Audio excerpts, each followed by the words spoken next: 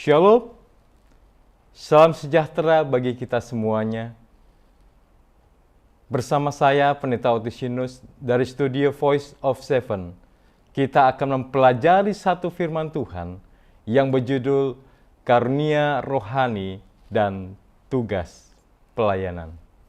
Bapak Ibu yang terkasih dalam Tuhan, pada waktu Yesus di dunia dan sebelum kenaikannya ke surga, Dia menyampaikan satu pekabaran dalam Markus pasal 16 ayat yang ke-15. Satu amanat yang Tuhan berikan kepada masing-masing kita, umatnya yang hidup di dunia ini. Dikatakan, pergilah ke seluruh dunia, katanya kepada murid-murid, beritakanlah Injil kepada seluruh makhluk. Satu perintah, satu amanat yang sangat indah, yang diberikan Tuhan kepada kita semua. Namun yang menjadi masalah adalah bahwa kepada para murid yang ada pada waktu itu, mereka hidup dalam segala keterbatasan. Mereka hidup dalam keterbatasan budaya, mereka hidup dalam keterbatasan bahasa. Tetapi perintah ini diberikan kepada mereka.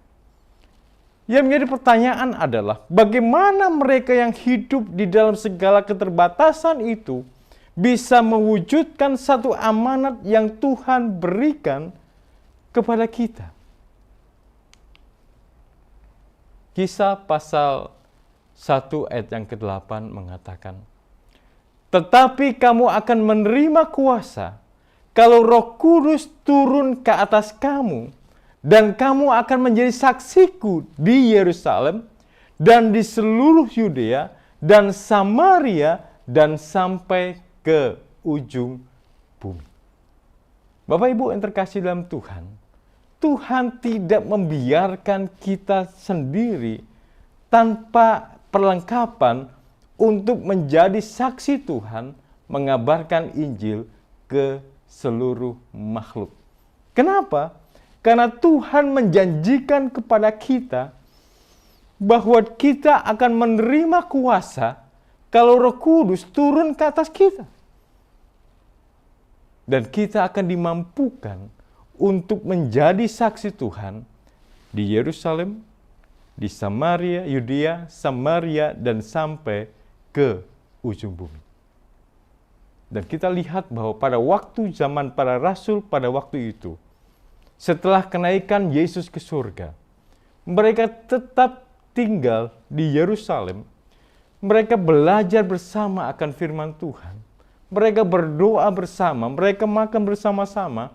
Dan kita bisa melihat bahwa Roh Kudus dicurahkan ke atas mereka, memberikan kesanggupan pada mereka untuk mereka dapat memberitakan Injil kepada banyak orang di dalam segala kelemahan yang mereka miliki.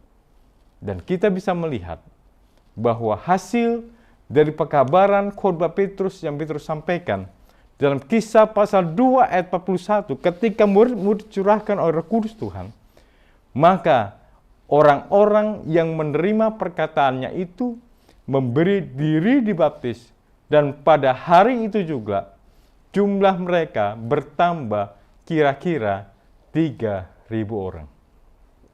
Sungguh bahwa Tuhan tidak pernah membiarkan kita sendiri ketika Dia perintahkan kita untuk bersaksi, memberitakan kabar baik itu kepada orang yang belum kenal akan kebenaran Tuhan. Bapak Ibu yang terkasih, sebagaimana Tuhan mencurahkan Roh Kudus untuk menolong para murid pada waktu itu sehingga ada kebangunan rohani, ada banyak pertobatan yang terjadi, Tuhan yang sama akan memampukan kita pada saat ini dengan karunia yang sama untuk boleh menolong kita supaya kita dapat mewartakan kabar itu kepada orang lain sekalipun kita penuh dengan kelemahan. Kristus menggambarkan karunia Roh Kudus dengan sebuah perumpamaan. Dalam Matius pasal 25 ayat 14 dan 15, Sebab hal kerajaan surga sama seperti seorang yang mau bepergian ke luar negeri, yang memanggil hamba-hambanya dan mempercayakan hartanya kepada mereka. Yang seorang diberikannya 5 talenta, yang seorang lagi 2 talenta, dan yang seorang lain lagi 1, masing-masing menurut kesanggupannya, lalu ia berangkat.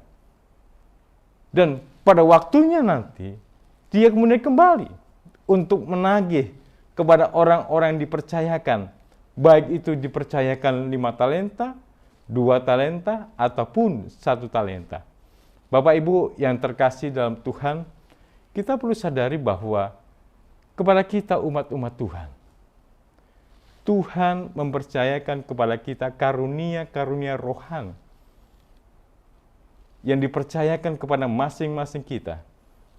Dan pada akhirnya ketika Tuhan datang, Tuhan akan bertanyakan, apakah karunia rohani yang Tuhan berikan kepada kita itu sudah kita gunakan untuk kemuliaan bagi nama Tuhan, ataukah kita pendam? Kenapa Tuhan berikan karunia rohani kepada kita? Yang pertama adalah untuk keselarasan dalam jemaat. Jadi kalau kita melihat bahwa tiap-tiap orang diberikan Tuhan karunia rohani yang berbeda-beda. Ada orang yang diberikan karunia untuk bernyanyi. Dia dapat gunakan memuji Tuhan. Ada orang yang dikaruniakan untuk mengajar, untuk berkhotbah. Maka dia dapat gunakan itu untuk memuliakan Tuhan. Ada orang yang mungkin nggak bisa berkhotbah, nggak bisa mengajar, tapi dia mungkin bisa memasak. Dia gunakan itu untuk memasak dan menolong orang lain. Dan itu juga dapat digunakan untuk bersaksi bagi orang lain. Atau mungkin nggak bisa memasak, nggak bisa menyanyi, nggak bisa berkhotbah, tapi dia bisa tersenyum. Maka itu pun dapat digunakan untuk memuliakan akan nama Tuhan. Tetapi seringkali adalah bahwa ketika orang-orang itu dipercayakan karunia yang berbeda-beda ini, seringkali mereka mencoba. Ada 2 hal. Yang pertama adalah mereka berusaha untuk menonjolkan dirinya. Mereka punya karunia yang lebih daripada yang orang lain punya. Yang kedua adalah mereka mencoba memaksakan orang bahwa orang harus punya karunia rohani yang sama seperti yang dia miliki. Bapak Ibu yang terkasih, ketika ini terjadi, maka satu hal yang dapat kita lihat adalah adanya konflik akan dapat tercipta karena orang akan mencoba untuk menonjolkan karunia-Nya lebih daripada yang lain. Itulah sebabnya kita harus memahami apa sih sebenarnya tujuan dari pemberian karunia rohani tersebut, supaya ketika karunia rohani diberikan kepada kita, maka tidak terjadi satu masalah, tidak terjadi satu perpecahan oleh karena karunia rohani yang diberikan berbeda-beda itu. Dan yang pertama tadi adalah keselarasan dalam jemaat. 1 Korintus pasal 12 ayat 4-6 mengatakan, ada rupa-rupa karunia, tetapi satu roh, dan ada rupa-rupa pelayanan, tetapi satu Tuhan, dan ada berbagai-bagai perbuatan ajaib, tetapi Allah adalah satu yang mengerjakan dalam semua orang. Kemudian ayat yang ke-11 mengatakan, tetapi semuanya ini dikerjakan oleh roh yang satu dan yang sama, yang memberikan karunia kepada tiap-tiap orang secara khusus seperti yang dikehendakinya. Kalau kita perhatikan ini, karunia rohani itu tidak sama satu dengan yang lain. Karena Roh Kudus memberikan karunia itu seperti yang dikehendakinya. Tidak semua kita diberikan karunia untuk berkhotbah. Tidak semua kita diberikan karunia untuk menyanyi. Tetapi pada masing-masing kita diberikan berbagai macam karunia. Tujuannya adalah supaya kita boleh berjalan bersama-sama. Karunia-karunia yang berbeda ini, ketika berjalan bersama-sama, maka itu akan menciptakan satu bangunan yang sangat indah. Mari kita coba lihat bagaimana keselarasan ini disampaikan. Yang pertama adalah pola kerjanya. Allah bermaksud pembagian karunia dalam jemaat untuk mencegah perpecahan dalam tubuh dan menghasilkan roh yang harmonis dan ketergantungan, supaya dengan demikian anggota-anggota yang berbeda itu saling memperhatikan. Dalam 1 Korintus pasal 12 ayat 18 mengatakan, tetapi Allah telah memberikan kepada anggota masing-masing secara khusus suatu tempat pada tubuh seperti yang dikehendakinya. Bapak, Ibu, saudara yang terkasih dalam Tuhan, sebagaimana tubuh kita ada mata, ada hidung, ada mulut, ada telinga, ada rambut, ada tangan, ada kaki, ada jantung. Tuhan tidak menciptakan kita dengan semuanya mata, atau semuanya hidung, atau semuanya tangan. Tetapi Tuhan menciptakan ada bagian-bagian tubuh kita. Tujuannya apa? Untuk membentuk satu tubuh sehingga manusia itu bisa hidup dengan baik. Demikian juga lah dengan karunia rohani yang Tuhan berikan kepada umat-umatnya. Bukan supaya yang lain lebih menonjol daripada yang lainnya. Bukan supaya mereka satu dalam karunia yang ada, tetapi karunia rohani yang berbeda-beda ini Tuhan tujukan adalah supaya bisa bekerja sama, membentuk satu tubuh Kristus yang indah untuk kepujian dan kemuliaan bagi nama Tuhan. Kemudian hal yang kedua adalah berbicara dengan tujuan dari karunia rohani ini adalah ada dimensi yang tidak dapat dihindari. Karunia-karunia Roh Kudus itu bagaimanapun tidaklah memadai kalau hanya sekedar karunia saja. Masih ada yang lebih utama lagi.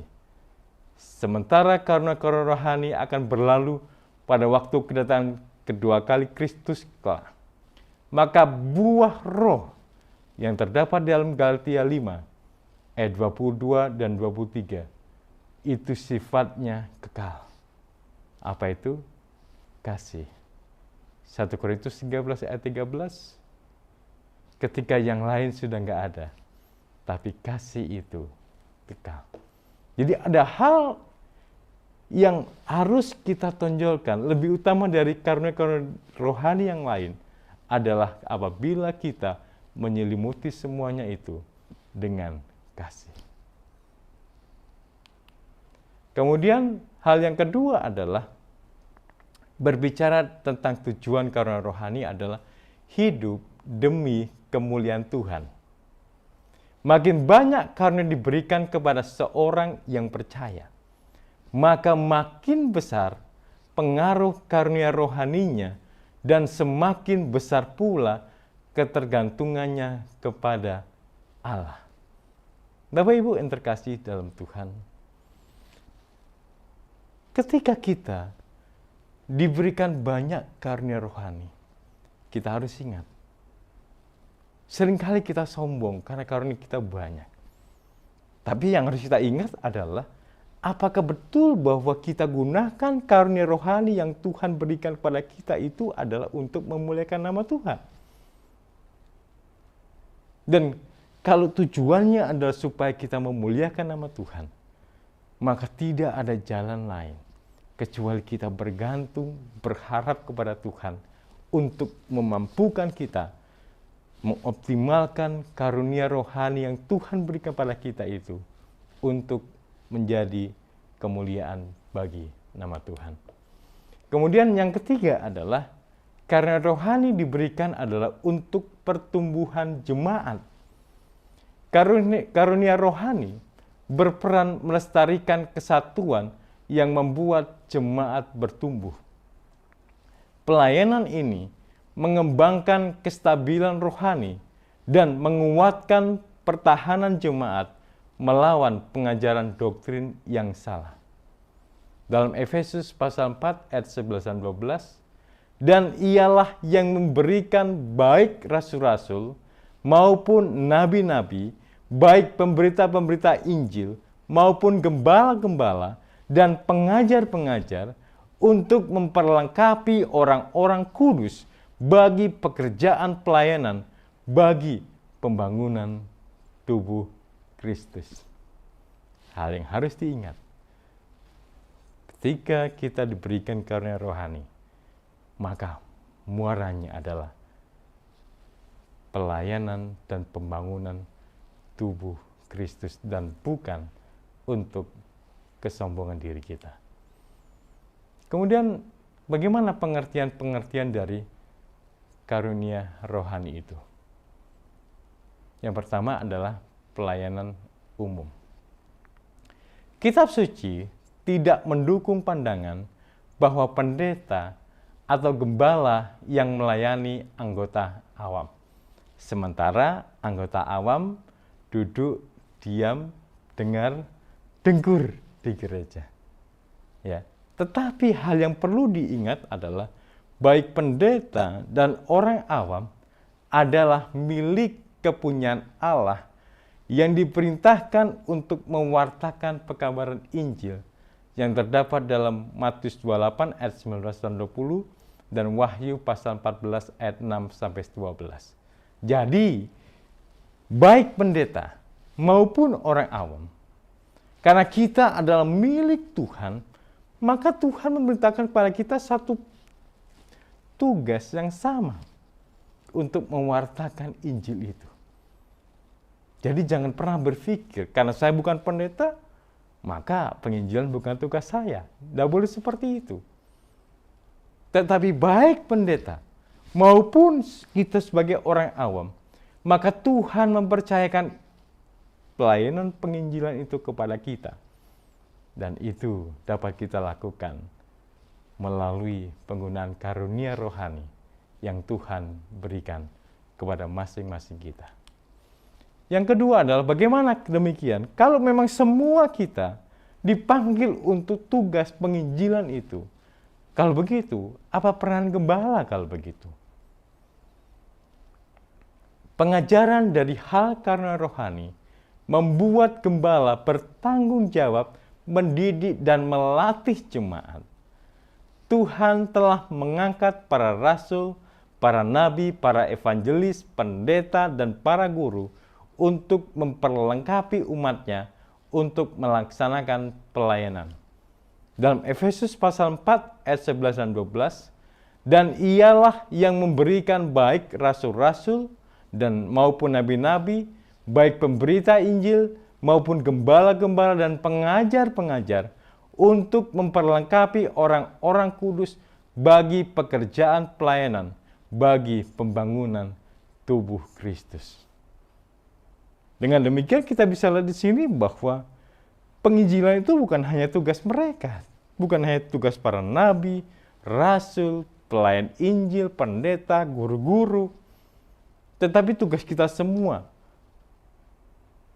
Tapi tidak melepaskan tugas dari pendeta adalah bagaimana mereka melatih anggota jemaat agar semuanya dimampukan, terampil, dan mereka diberikan semangat untuk mau memberitakan kabar baik kepada orang lain. Kemudian yang berikutnya adalah tentang karunia dan misi. Allah memberikan karunia rohani demi keuntungan semua tubuh, bukan hanya untuk perseorangan saja. Bapak Ibu, ketika Tuhan memberikan kepada kita karunia rohani, bukan untuk